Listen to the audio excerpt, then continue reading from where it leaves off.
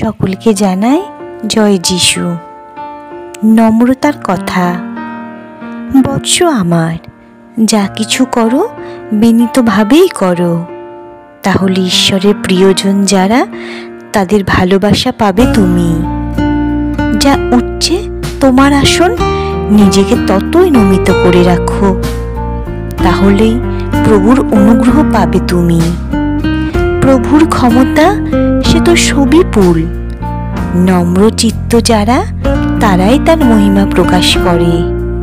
যা জানা তোমার পক্ষে সম্ভব নয়, তা জানবার চেষ্টা করো না। যা তলিয়ে দেখা তোমার সাধ্যের অতীত, তা দেখতেও যেও না।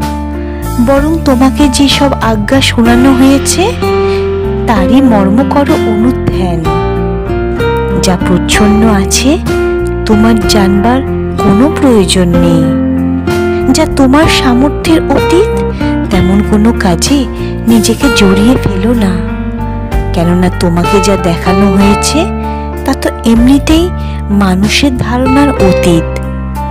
আসলে অনেকে নিজেদের মতবাদের মোহে পড়ে পথভ্রষ্ট হয়েছে। তাদের বিকৃত কল্পনা তাদের বিচার বুদ্ধিকে বিভ্রান্ত করেছে। আমেন।